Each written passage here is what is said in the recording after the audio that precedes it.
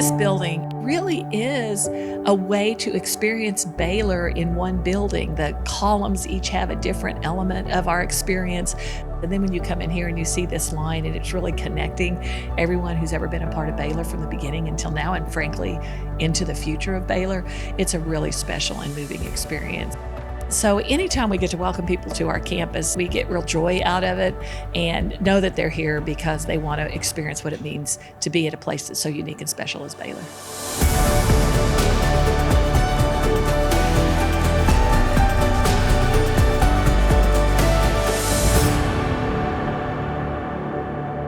It's the start of a new year here at Baylor University, and we are joined by Baylor University President Dr. Linda Livingstone. A lot of exciting things going on. And President Livingstone, thanks for taking the time to sit down with us and discuss all that.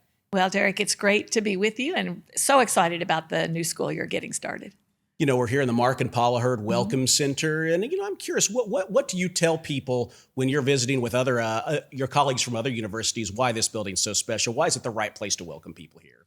Well, I love talking about the Welcome Center now that we have this beautiful facility on our campus. And what I tell others about it and when I talk about it is such a special place because when you come into the Mark and Paula Hurd Welcome Center, you can see current students studying, you can see prospective students getting their tours, you can see alumni coming back to the McLean Alumni Center, you can see people in the bookstore buying Baylor swag, you can see people at the coffee shop getting something to drink or a snack. And so it is just a wonderful place of community for anybody that really has any connectedness or interest in Baylor. And it's so unique to have a facility like that. And we just did not have a community space like that could bring everybody together from all walks of Baylor life into one place for all kinds of interesting and unique opportunities. You know, we're here on campus right now, but you had a chance this summer to really see Baylor's impact and interaction around the world this summer. Where were a couple of the places that you got to experience that this year? So we were very privileged. We spent several weeks in New Zealand and Australia this summer. We'd never been to that part of the world before, and some of it was just enjoyable and fun for me and Brad. And several things that were interesting. One, we were there shortly after the NBA draft. And so everywhere we went, everybody wanted to know about VJ Edgecombe. Really? Because he'd been third in the NBA draft, our highest draft pick ever. And so everybody in Australia pays a lot of attention to the NBA. So, you kind of forget how important that visibility is to our name recognition and our reputation around the world. So that was kind of a unique thing that I didn't necessarily expect. But then we were in Sydney, and it's a beautiful city, and I encourage everybody to visit if they have the opportunity. But we visited some of our students. We're studying abroad, a group of business school students. So we got to visit some companies with them. We had dinner with them one night and watched fireworks on July 5th in Australia, but it was July 4th here. So we kind of pretended we were celebrating the 4th of July in Australia with our students. And it's always fun to spend time with our students as we're traveling internationally if we get that opportunity. And we were just so impressed with the students. They were amazing. And then we concluded our trip in Brisbane. And it was really kind of the purpose of the trip to begin with. The Baptist World Alliance, an organization that we joined a year ago, was having their World Congress, which they have once every 5 years.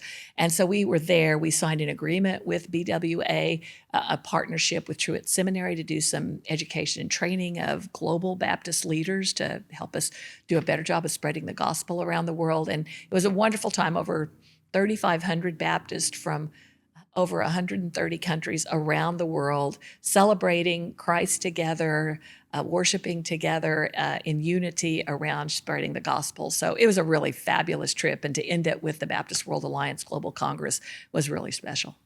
Obviously seems like a natural fit as we're the largest Baptist institution of higher learning. They're the largest global gathering of Baptists. I'm curious, you mentioned educational opportunities right off the bat with Truett Seminary. What are some of the ways for students in the Baylor family that they'll see the fruits of that agreement going forward?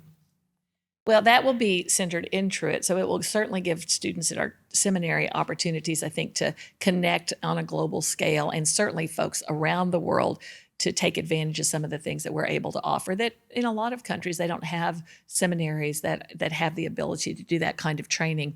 But I think the other thing it will do as we build out our relationship with the Baptist World Alliance, it will give our students more global mission opportunities. We will be bringing people to campus from around the world that are involved in Baptist World Alliance. I think Truett's going to have a visiting scholar here this summer that's one of the employees of Baptist World Alliance. And so it's just going to give us more global opportunities both on our campus here in Waco as well as for faculty, staff, and students in a greater reach and more depth of reach around the world. I want to ask you too. You mentioned interacting with students who are studying abroad in Sydney. You got to visit, I believe, last summer as well with students in Europe and different places. Right. What is it like to see the Baylor footprint with these students studying there? What do you learn about what our students are learning when you visit with them there?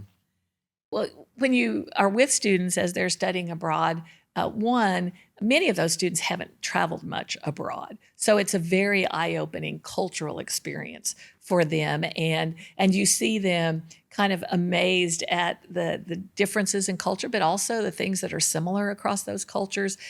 These classes are tied, the ones we were with were tied to an academic program.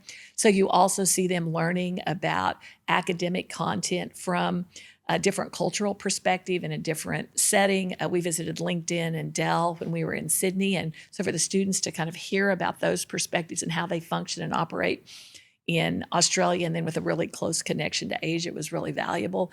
And so you see them growing both intellectually. There's also spiritual components to this spiritually. And then they develop really deep friendships with the other people on the trip. And oftentimes they don't know more than one or two students that are on the trip with them. And when they get home after spending several weeks abroad, they've bonded, they've done all kinds of interesting things outside of the classroom together. And they come back as deep and lifelong friends as well. You know, as you describe this, you think of Pro Mundo, which was added to the Baylor motto last year, Pro Mundo, for the world. Why was it important? Why was this the right time to add that to the motto? Well, when I came as president in my inaugural address, I said the world needs a Baylor. And as we moved into our new strategic plan, Baylor in Deeds, the question we asked as we developed that was, what does the world most need Baylor to do? And that's kind of where we got the name out of Matthew 5:16, let your light shine before others that they may see your good deeds, so Baylor in Deeds, that you may glorify your Father in heaven. And so as we think about that, and as we thought about the world needing a Baylor, we said, well, it makes sense. Our motto for the church for Texas has served us well since the 1850s, but it really doesn't reflect the global university that we have become. And so we added Pro Mundo to that, and we thought it was a wonderful thing to do, and the board was fully supportive of it. But honestly, it has really caught on. And I walk across campus and students will say, oh, I've got a Pro Mundo summer coming up. And then they tell me about what they're going to do overseas. Or I have a faculty come up and say, oh, my research is very Pro Mundo. So it's kind of become a thing to say that what you're doing is Pro Mundo. And you really begin to realize how much of that had already been going on our campus. And we maybe just hadn't named it. And now people are really proud to be able to lean into that part of our motto and, frankly, that part of our strategic plan. Makes me think back. I can't believe it's been 8 years since your inaugural message, the world needs a Baylor. How much does that align? Do you think about that, looking back 8 years and how this is coming together now? Well, when you say that the first time, you think, well, that sounds good and it's important and it's true. And it has really resonated with the Baylor community. And I think it's because we're such a unique place in higher education as a Christian university, a Research One university that plays power athletics, and yet we're large enough to do all the cool things that you do at a large university, but we're small enough that people feel really engaged and seen and in community. And that's a very unique place in higher education. And so I think when you say the world needs a Baylor, you recognize that the world needs a university that's able to do the things that Baylor does. We have the scale to do things on a national and a global level. We have the scale and the support from our community to be a research university, to play power athletics. And there are really just no other significantly Christian, particularly Protestant universities that live in that space. And so it gives us a unique opportunity to have influence in the world. And I think, frankly, for us to be good stewards of all the blessings and all that God has given us, we need to lean into that and really seek to have an impact in the world. Pro Mundo is certainly a big part of that. I'm curious, how would you describe what that looks like in the day-to-day of the university and for our students? You know, when I think about what our students and our faculty and staff do every day, I think it plays out in different ways on our campus. I mean, we have international students on our campus. And so we send our students out around the world, but we bring international students into our campus. In fact, I'll be greeting the international students that are coming in as we start the school year. And it's always a joy to see them coming from all over 110 or 15 countries around the world. So we have that global influence on our campus. We have faculty that have global backgrounds and experiences. We have many classes that the students take that have a global perspective on whatever the subject or the topic might be. And then we have a lot of faculty doing research in really, really interesting areas. We have one faculty that's doing research on how you can identify precancerous cells for women in China that have HIV. So a very global perspective, but also very public health oriented. We have a group of faculty that are doing a lot of work in aquatics and water quality, and they're in a global research group that's looking at water quality around the world. And we know water is going to be one of the scarce resources that really matters in the world going forward. So it's happening all across our campus, in the classroom, in the research faculty are doing, and the experiences students are having with other students on our campus that have global backgrounds. So it really is kind of become an embedded part of who we are at Baylor. You know, as you describe that, we think of Baylor's influence in different ways, some closer to home, some around the world. We talked about as Baylor became R1 and pursued that, eventually reached that in 2021, that idea of Baylor having a seat at the table. The world needs a Baylor to bring a Christian voice to bear on these big opportunities. You know, I think this year we've had a record-setting number of Fulbright recipients who are going to be going around the world. We've got faculty who are testifying before the Senate on important national issues. We've got people who are leading in their professional ranks. What does that mean to you to see Baylor faculty, Baylor leaders stepping up onto those stages? Well, I believe it's one of the opportunities that we have as a Research One university, as a Christian university, and we bring a unique voice to that. You know, we have 24 Fulbright scholars this year. It's a record for us, and we're so excited about that and the opportunities that gives our students to study abroad. But it also, because of that, you get recognition from the Fulbright program on a national and global level that helps raise the profile of Baylor. Our faculty that testify before Congress. Dr. Bayless did that around some wireless technology. He's an expert in that area.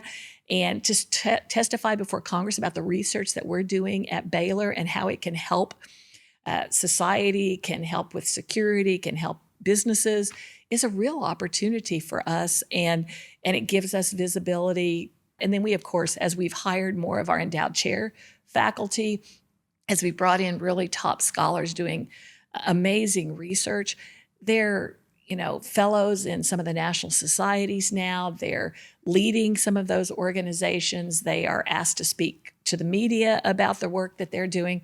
And it really helps raise our profile as an institution. It helps raise our academic quality. But more than important than that, it gives us a chance to share from the faith mission that we come from as a Christian university in a way that almost no other university in the country can. We're talking about a metaphorical stage right now. Let's talk about a literal stage. We're just a couple of blocks away from Paul and Alejandra Foster Pavilion, which obviously hosts our great basketball teams, but has become a concert venue as well throughout the fall and more coming. What does it mean to Baylor to be able to partner with the city and bring in things that are entertaining and also really drive economic development in the area?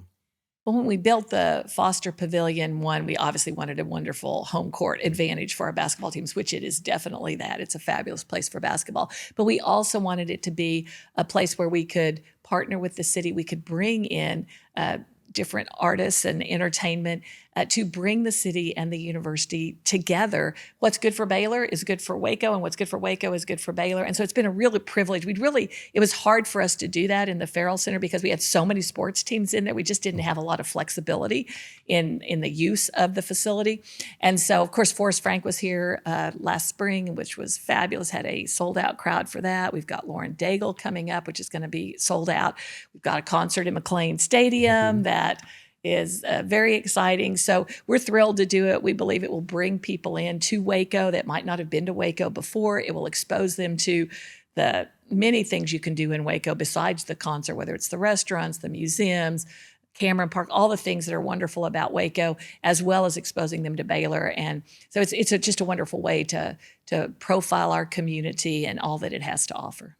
It's great to see these sports venues growing in different ways. And speaking of sports, it is about that time. Yes. Baylor football underway, volleyball, soccer. Well, I know we see you all over campus, but I know we're going to see you and the first gen Brad at a lot of those sporting events as well. Well, we do love watching our students perform, whether it's sports or music or theater, whatever it might be. But the fall sports season is tons of fun, and we're excited for all of those sports that we have coming up, whether it's football, soccer, volleyball, and really proud of our student athletes and our coaches and the way they represent Baylor, both on and off the court or the field.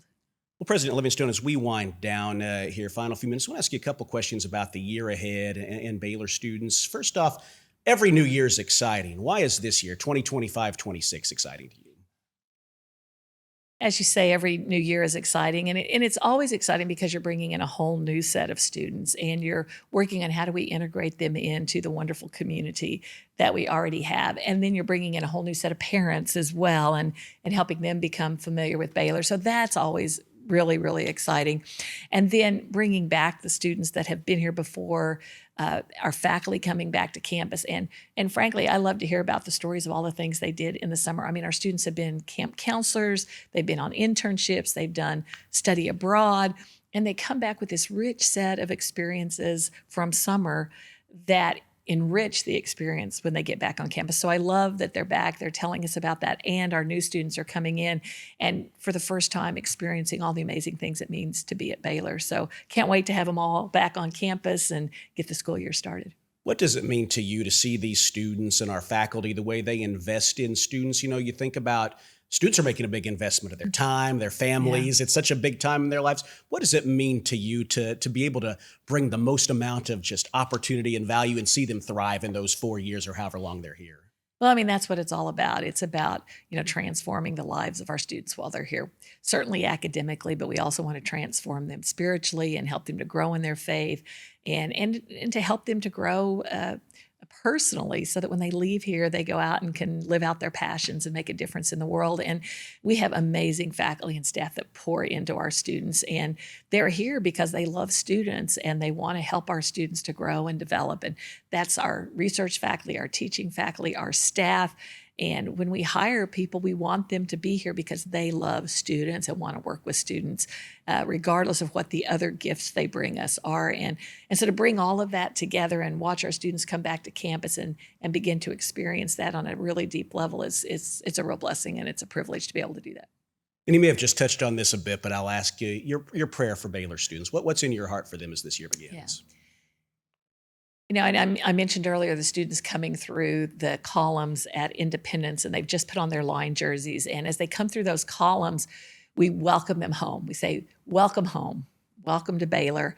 And so we want them to feel like this is home, that they know that they're loved, they're cared for, and that this is going to be a place where they can grow and thrive in all the ways we want them to develop as holistic young people while they're here and holistic graduate students while they're here. And so we pray for that transformational experience, both in what they're learning in the classroom, but also in the spiritual development that they have, and just really in the social development they have through the co-curricular activities, and that they truly in this place feel like they are loved and cared for, and that it is home for them while they're in college.